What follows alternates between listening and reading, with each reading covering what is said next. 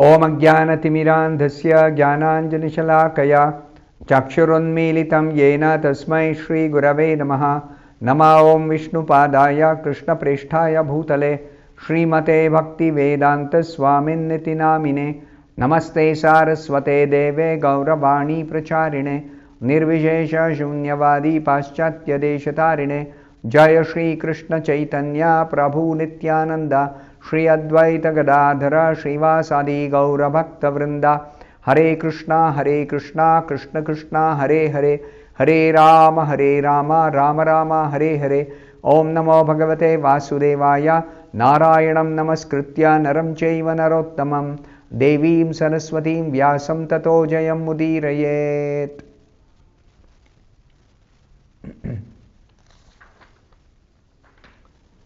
In this session, we will be discussing from two verses, the first and second verse of the 18th chapter of the first canto of Srimad Bhagavatam.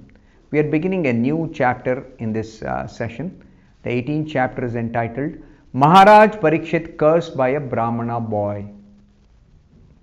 If you remember, this first canto began by the sages of Naimisharanya asking 6 questions to begin with.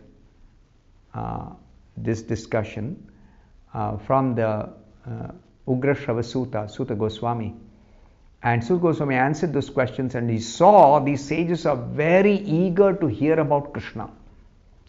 So when he saw their eagerness to hear about Krishna, then he said, I am going to recite the Srimad Bhagavatam as I heard it from Shukadev Goswami. When Shukadev Goswami is speaking Bhagavatam 7 days continuously to Parikshit Maharaj, when Parikshit Maharaj is about to quit his body cursed by a Brahmana boy.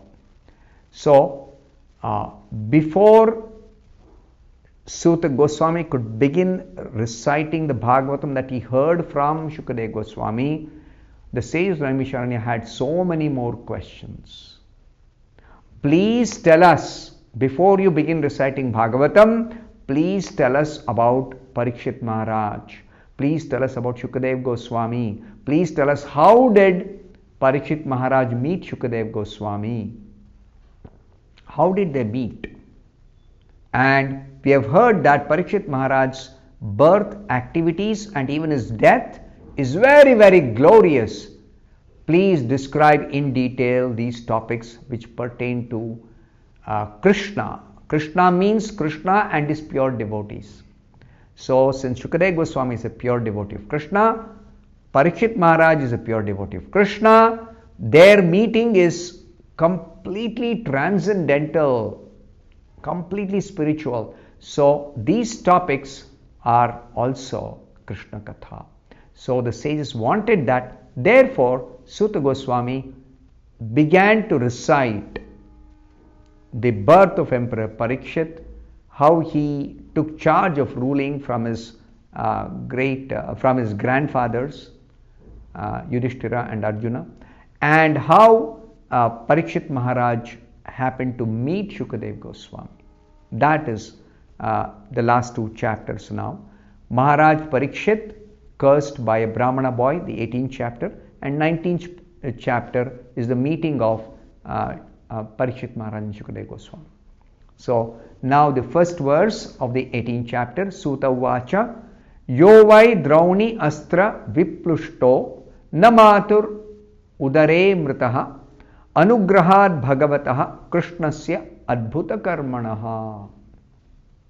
Sri Suta Goswami said, due to the mercy of the personality of God Sri Krishna who acts wonderfully, Maharaj Parikshit, though struck by the weapon of the son of Drona in his mother's womb, could not be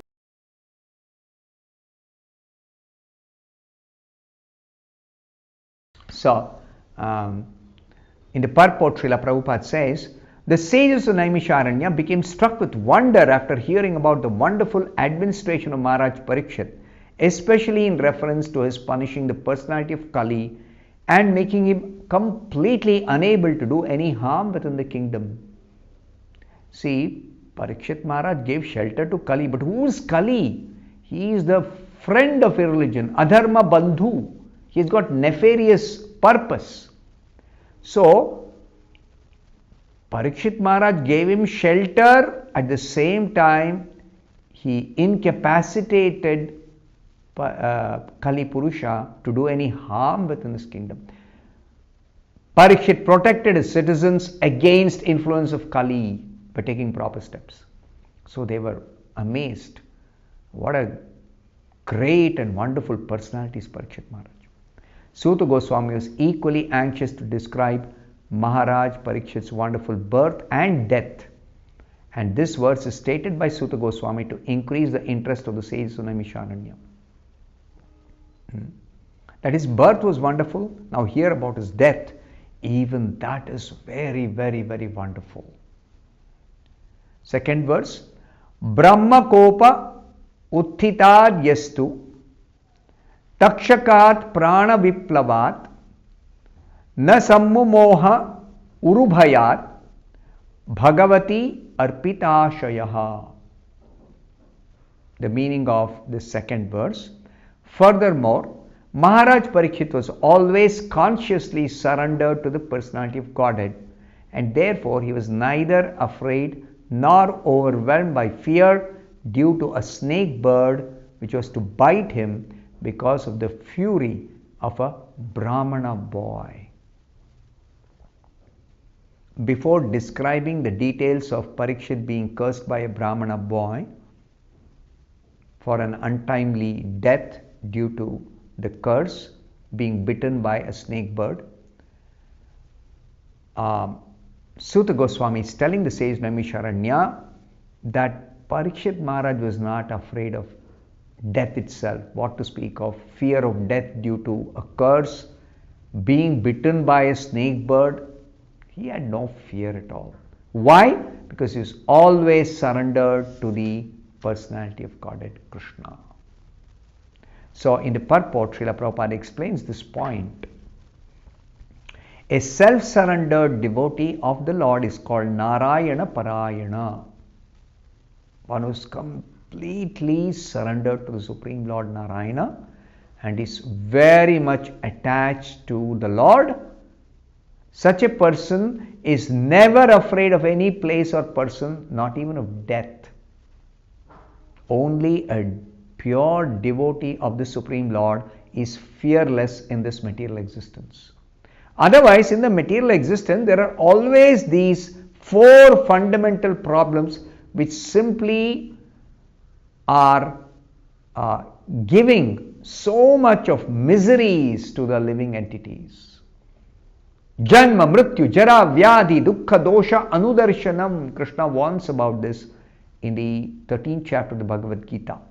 Material existence means these four fundamental dukkha, dosha. Dukkha means misery and dosha means defect. So nobody can avoid these four things. Once they take birth in this material world, they have to face death at a later time. And in between birth and death, there are the miseries of disease and old age. But a person who is completely surrendered to the Supreme Lord, like Maharaj Parikshit, is never afraid of any misery or any person or any situation, not at all. He is fearless. For him, that means for such a surrendered soul, nothing is as important as the Supreme Lord. Thus he gives equal importance to heaven and hell. Why? How is it possible that a surrendered devotee of the Supreme Lord, how does he give equal importance to heaven and hell? There's so much difference in the conditions of living in heaven and hell. The reason is, he knows well that both heaven and hell are creations of the Lord. Who is the creator of this material existence? The different planetary systems, the different arrangements, the different facilities. It is Supreme Lord Himself. He is the original creator. There are secondary creators, but the original creator is the Supreme Lord. And similarly, life and death are different conditions of existence created by the Lord in this material world.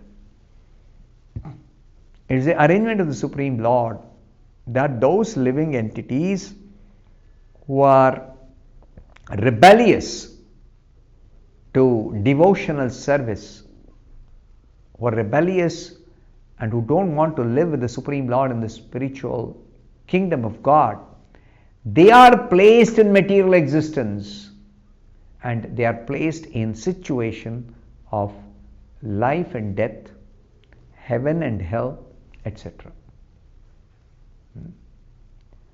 But in all conditions and in all circumstances in this material world, remembrance of Narayana is essential. If at all somebody wants to be fearless, somebody wants protection, somebody wants to avoid suffering from these conditions, what is most essential and what works really ultimately is constant remembrance of the Supreme Personality of Godhead, Narayana. The Narayana Parayana practices this constantly. A pure devotee like Maharaj Parikshit, he practices remembering Narayana constantly. Maharaj Parikshit was such a pure devotee. He was wrongfully cursed by an inexperienced son of a Brahmana. This son of the Brahmana was under the influence of Kali. Therefore, he wrongly cursed Parikshit Maharaj. And the details will be described in the later part of this chapter by Suta Goswami. But here, Prabhupada is just explaining how Parikshit was not afraid of death or the curse or the bite of this snake bird by which he was supposed to die. He was not afraid of that. Maharaj Parikshit took this curse to be sent by Narayana. How is it possible for Parikshit to consider like this? He knew that Narayana, Lord Krishna, had saved him when he was burned in the womb of his mother.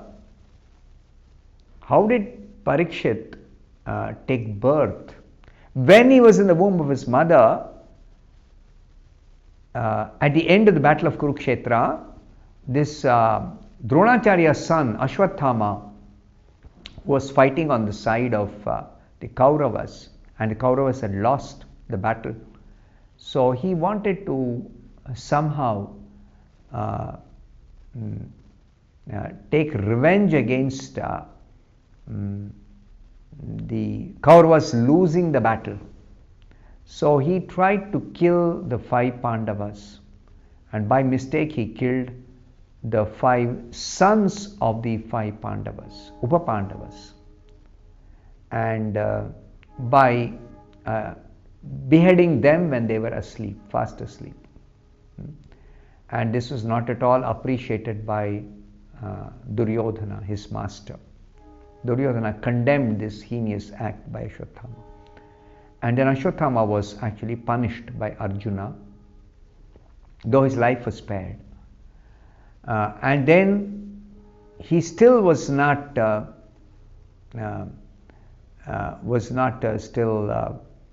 giving up the opportunity to do some harm, some destruction for the Pandavas.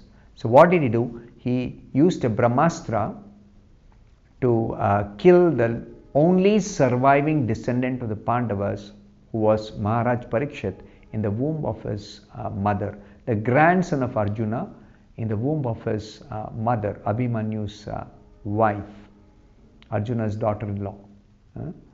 So he tried to kill Parikshit in the womb of his mother. But Parikshit was saved by Krishna when this danger was there.